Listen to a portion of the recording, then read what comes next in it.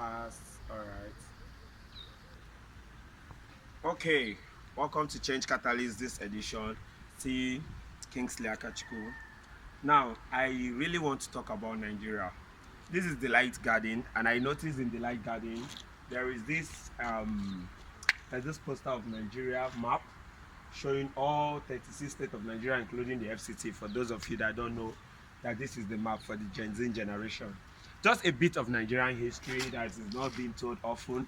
I like the fact that this garden tried to welcome you with a bit of Nigerian history showing you Dr. Nnamdi Azikiwe, our first president, and virtually the only president that we don't know if he was elected or appointed, because we also have prime minister, followed by General Gowon after the first coup they took over. Then General Gowon was somehow murdered, and General Yakubu Gowon, General Agui Rosin was murdered, and General Gowon took over. General Gowon had a coup which led when he was outside the country, and General Murtala Mohammed took over. General Murtala Mohammed was murdered by Dinka, Colonel Dinka, and Colonel Dinka took over power. Although after that, Colonel Dinka coup did not last, so it was retrieved by General Babangida, who never took power. Obasanjo took power. We know General Obasanjo, our nigga, yeah, he's a great man.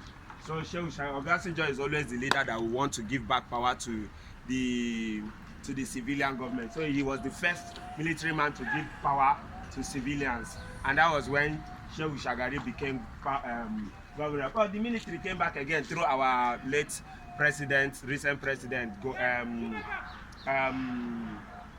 General Buhari, Muhammad Buhari, who said, no, these people are still corrupt, the civilians are still corrupt, let's collect back this power.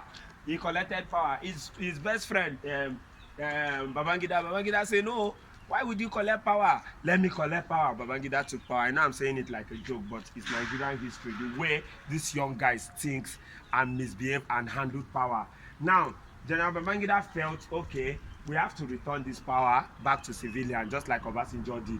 But before that, let there be election. So he decided to bring an interim government that was led by Shoyinka, NS Shonikan. Why NS Shonikan was holding that power? The chief plotter of all Nigeria coup, the only man that participated in all Nigeria coup, silently now decide to, no, it's his turn. Just like our president Babalola Emiloko.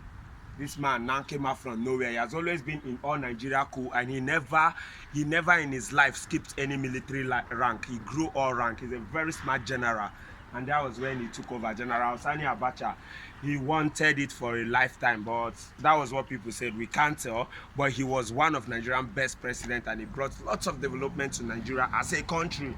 But death took him. That death, I don't know if I should say is a very good death, because that death brought the end to all uniform men becoming president till date.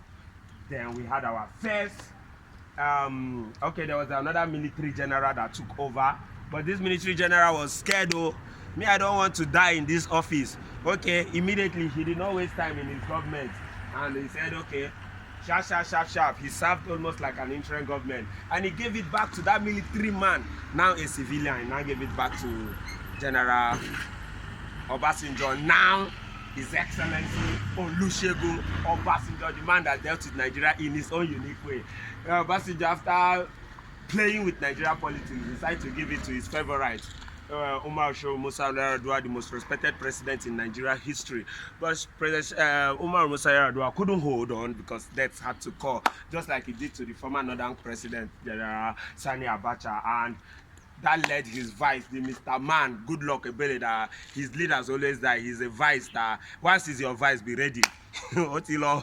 That was what happened to him. So he Otilo, his vice took over. His vice ruled his own one tenor. Then boom, APC combine everything through General Muhammad Buhari. You know, General Muhammad Buhari is always good at collecting power from anybody. If you're not a military person, don't worry, he will come with full force. He came and collected, and he ruled, and Nigerians had to cry because he came with structure. For me, I respect his structure. Okay, he just died recently, and Nigeria cried. The Nigerians that did not cry criticized. Okay, And we had the only man in Nigerian history that said, Emilio Kon, it is my turn, I must rule. And now he's the sitting president and going 2027. I hope, I don't know, he may sit again. This is a brief Nigerian history. My question to you now as change catalyst. Do you think if any of these persons never ruled Nigeria today, Nigeria will be good or bad? Do you think they are the cause of our problem? If they are the cause of our problem, do you think they deserve accord respect? Do you think their children should still have the same privileges they have in our today's Nigeria? Do you think the problem of Nigeria was caused by these able men? Do you think they still accord the same statement respect which we give to them? It's a thought. The honor you give to somebody should be products of its impact in your life. If their impact in our life is good, then we give them honor. If it's not, then why do we still give them honor? The question, I don't know. What do you think? Let's meet at the comment section. It's all about who will be the next. Who will be the next come 2027? Think. Okay? All right, thank you. This is Change Catalyst. We create change, but we remain unchanged. Just a tip.